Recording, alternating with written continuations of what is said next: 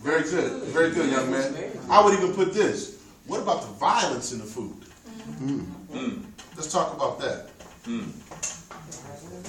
Do you know how your food is prepared before you eat it? Is it according to biblical standard the way your food is prepared? If it's not, it may not be ingestible. How was that cow killed in that hamburger before we went down to McDonald's and got that double cheeseburger for 99 cents? I digress. The violence is in the food that we eat. Yes, it is. Okay. Wow. How was that food prepared? What is the food that we eat?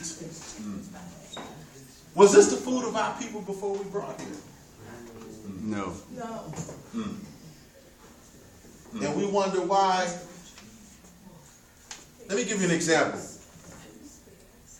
I wish I had the other article. I have another article that shows you that Africans and Asians and Latinos that come to America, after about 5 years, their health starts to decline. Wow.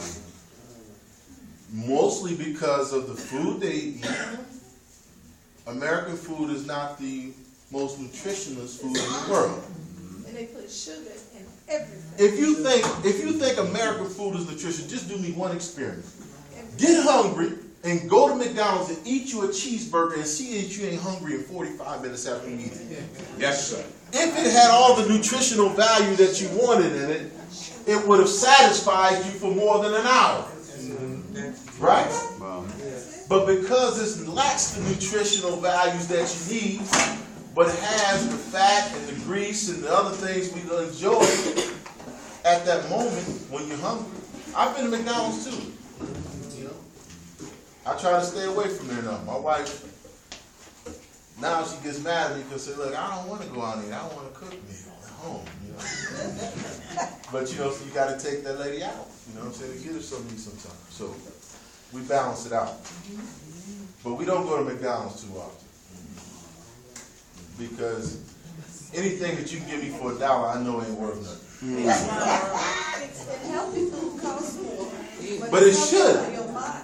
But if it costs more, we need less of it, that balances out. You don't eat healthy food like you don't eat healthy food like Thanksgiving dinners. Now, you know, we get down on Sunday dinners at African Americans. Now, look, you can basically open up a restaurant in some of these houses and sell some plates and still feed the family. It's enough food, right?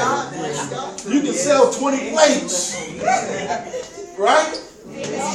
Cover the money to buy the food and still feed the family and be all right. But we ain't gonna talk about our fish fries and these other things. No. Help us somebody, right? Because we will get down on some food. But we gotta look at the violence in the food. How was that food prepared? By whose hands? And did they have the Lord Jesus Christ in their heart when they did it? Diet is extremely important. All right, let's get to the rest of this. There's a couple other things here.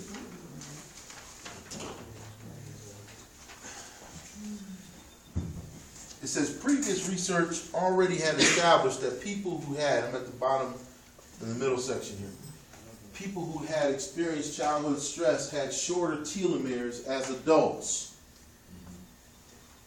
Dr. Shelby and her colleagues, this is a lady by the way, I'm sorry, and his colleagues, I don't know why they wrote that because she's a female who's doing this research, sought to find out whether the DNA damage occurred around the time the stressful event took place. And what they're saying is that people and children who experience violence, whether through one of these venues or there are others that we can get to too. Reverend Favors talks about one of my favorite, and I'm talking about violence to the earth by way of pollution.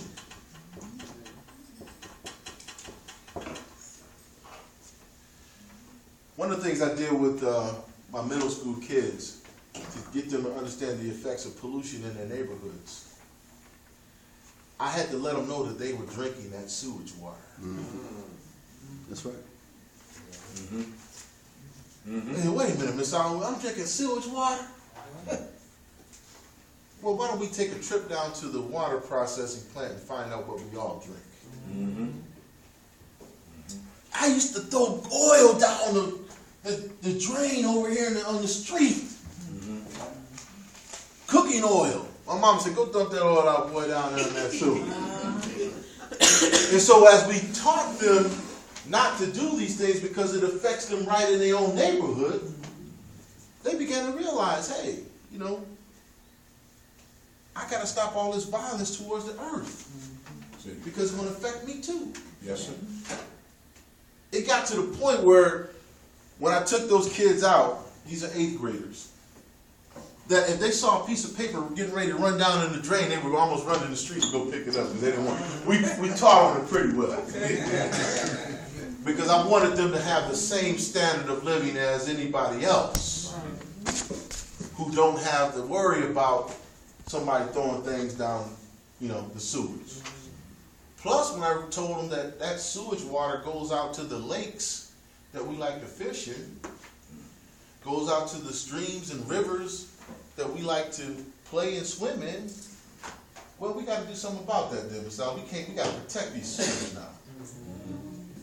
Because we got not only got to drink this water, so do the fish we eat have to drink it. And you know we some fish-loving people. I always say that our white brothers and sisters like pets, and African Americans like fish.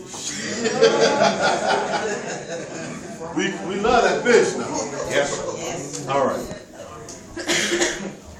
Last pairs. They turned to children from the British Environmental Risk Study, which tracked 1,116 sets of same-sex twins born in 1994 and 1995. Why are they doing all this research on twins, by the way?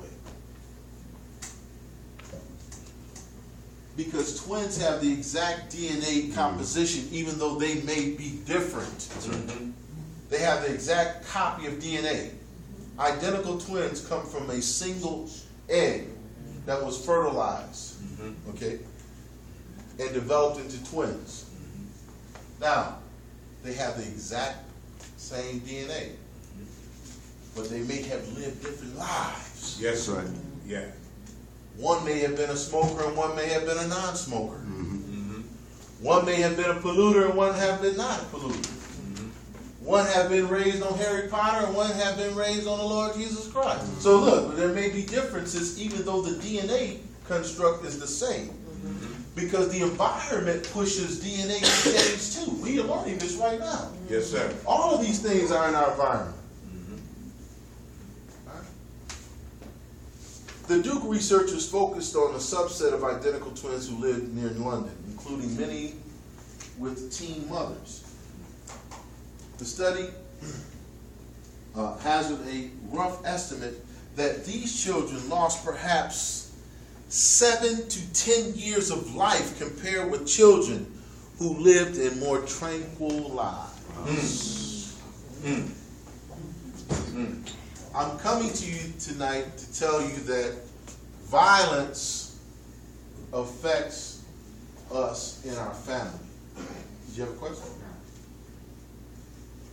And I want to shorten this because I don't want to go over my time.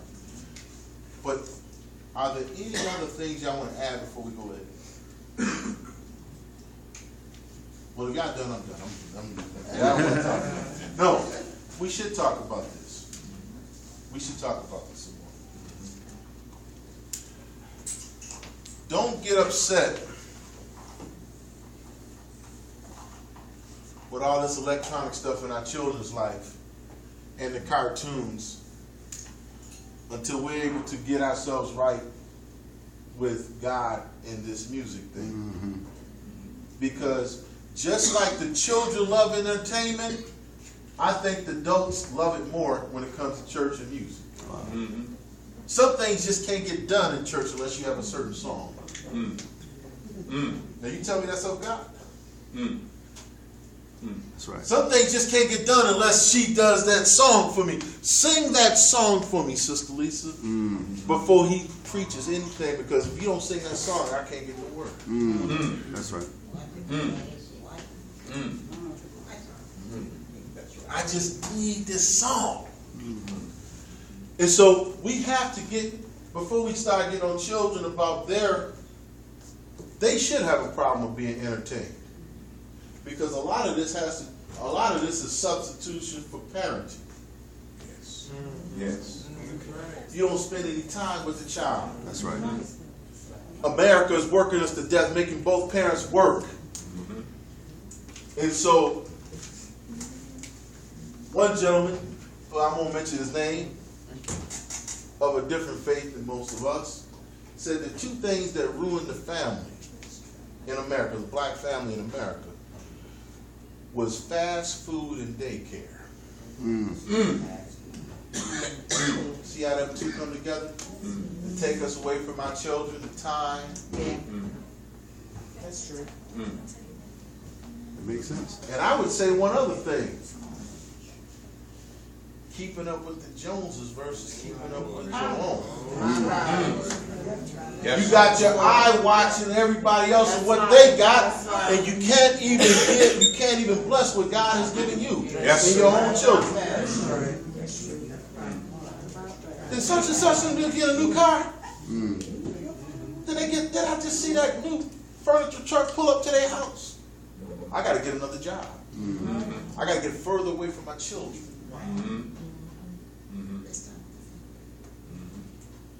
And so these things pull at us in a way that makes us violent towards our children and not even know it.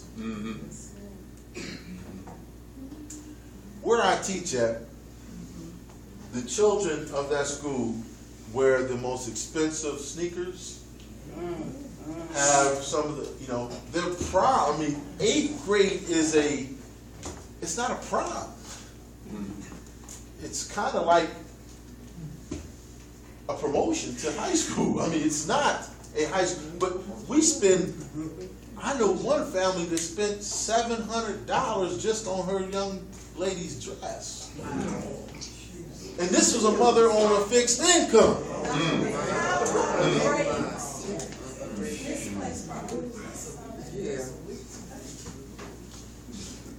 Let's bring it back. Let's bring it back some. Some of these cell phones are $200. You're right. Yeah. And your child walking around in their back pocket, and they may not be reading on grade level. Amen. That's right. What'd you say? I didn't hear you. Yes, ma'am. I think Bill Cosby said it best. The community did not like what he had to say, but he was basically saying the exact same thing that you're saying. And we have misplaced priorities. And we should push the Lord Jesus Christ first, or your faith and your moral standards first, and then your education, academics. That's what will help our children to get ahead in life. Because the clothes and the shoes and all that other stuff is not important. But what are we teaching our children when we put so much emphasis on those things? I would add to that, I'm going to come to you, Reverend. I would add to that in our community, because we go through so much, and that's another lecture, the effects of what we go through as a people of color living in a white-dominated society, where all the power structures are pretty much white-dominated. The army, the government, the laws that are made in this country. We got a voice, but it's like me shouting in this room and asking somebody outside to hear me. It doesn't affect. Now, on the local level, it's a little bit different. But we know that real power is at the national level. We haven't even talked about children experiencing all these wars we've been in. That's right. And how we walk around here and parade that we're the greatest country in the world, when Dr. King said we're the greatest purveyor of violence in